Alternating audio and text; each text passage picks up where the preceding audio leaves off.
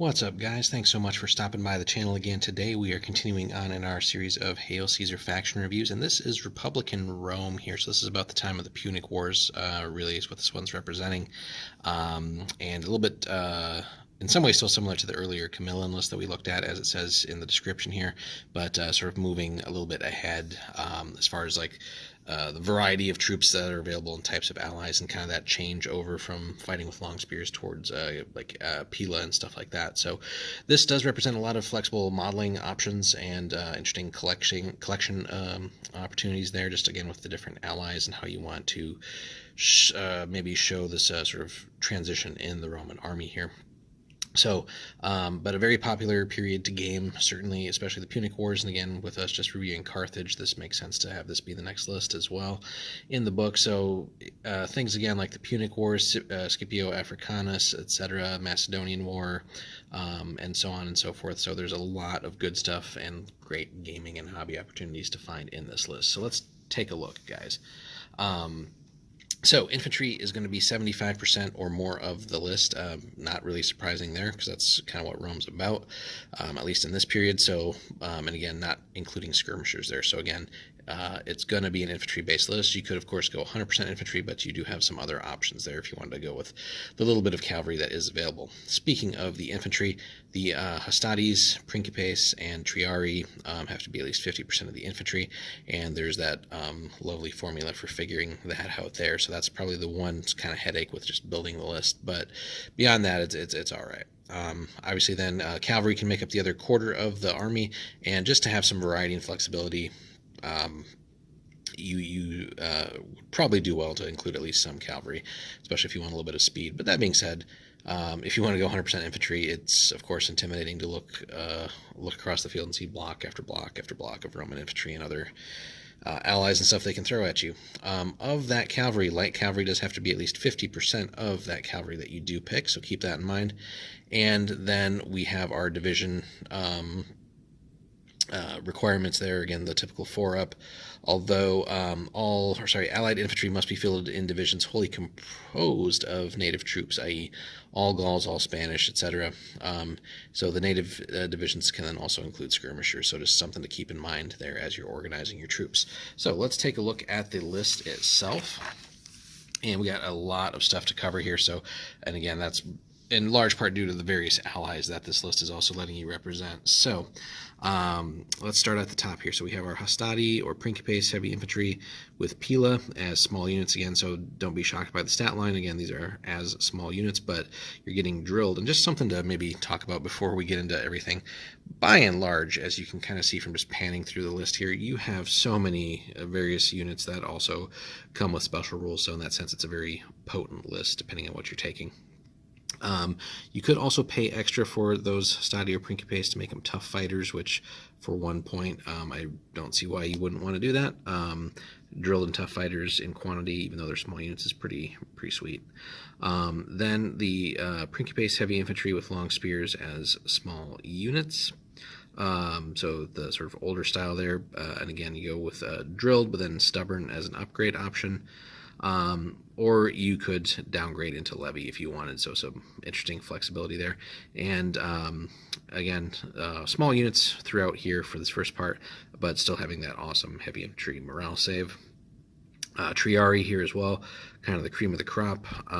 Heavy infantry armed with long spears as small units, and you could also make them valiant, which we don't really see that special rule a whole lot, but just the base unit at 28 points per, and again, this is a small unit costing that many points, so just keep that in mind. But drilled elite stubborn, and then the upgrade drilled elite stubborn and valiant, which is pretty like super elite there, just to have all that stuff in one unit. Moving on to some of the other allied infantry, because that whereas like these are sort of the small elite units, here you can get some of the larger units that are just having the potential to throw kind of like buckets of dice, especially with the Gallic ones. But Italian allied medium infantry with spears or javelins, again, just to add a little bit more sort of close-range harassing ability, which we can also downgrade to levies, but just slightly better stat lines there. But again, it's a normal size unit, so it's kind of a little bit misleading considering how well organized these are. And the levy discount makes those pretty cheap too, if you want to go that route. The Gallic or Celtiberian medium infantry warband with swords and javelins, wild fighters there, and we could also field them as large. So we saw that a similar thing with the Carthaginian list in the previous video. So that can be very scary in addition to just all that awesome Roman sort of core of the infantry there. That's pretty wild, pun intended there. Spanish Scutari medium infantry with Pila, again just a sort of a generic unit there, but normal sized. Illyrian Greek or Ligurian light infantry with javelins, again kind of that typical unit, but this is not a small unit, so you almost get like a supersized skirmisher harassing type of unit, but again, don't expect too much out of them in hand-to-hand. That 6-up morale is not going to last all that long. Velites, or Spanish, was it Catrati, light infantry armed with javelins and fielded as small units, and we could also upgrade them to tough fighters, so another interesting option there to harass people with. Skirmishers with javelins as small units, and again, we could go the various routes of switching out the javelins for some long-range firepower in the form of slingers. The slingers, the one unit could be upgraded to Balearic slingers, which is really awesome. And then on the bow side, we could have either Numidians or Cretan bowmen, essentially one unit there. And if we wanted to, we could pay a little bit extra just to make that one unit also have marksmen, which, you know, if you're already going that route, you might as well spend that extra point and get another access to marksmen, in all honesty there.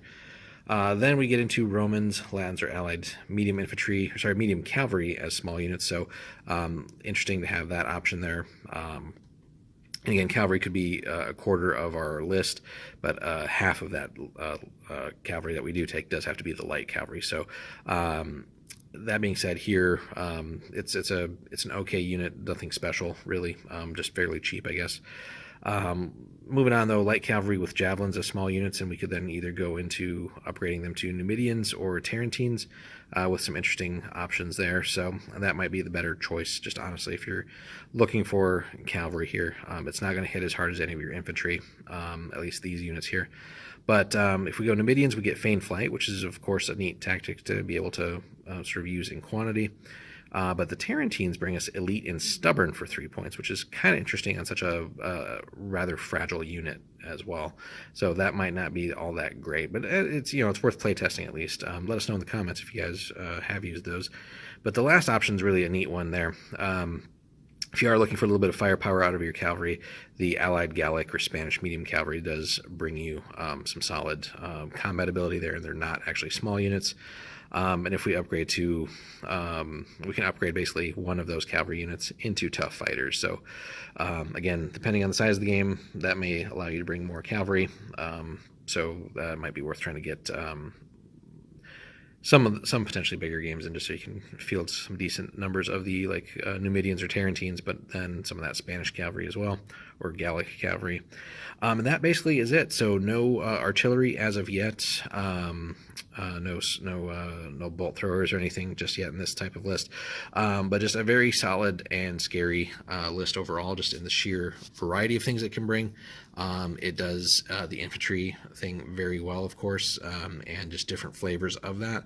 So you got smaller super elite units that are going to be still tough to crack as far as those morale saves being really good, but again, that stamina value is what's going to be the sort of Achilles heel there. But you can also bring sort of large chunks of units as in the form of those large, like Gallic or Celtiberian infantry, just to throw buckets of dice and be kind of scary for people to deal with. And, you know, depending on how you want to organize your army, you could kind of like intersperse the Roman units with these units and just, you know, basically give your opponent no good options to engage there.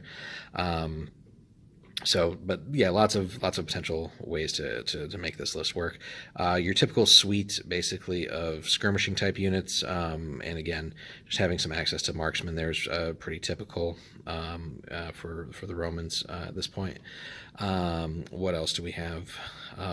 Let's see. Tough fighters on that small unit is a little bit weird. That small infantry unit there, the Velites. But the cavalry side is not all that bad either. But I would say that generic initial cavalry unit's not going to be all that great.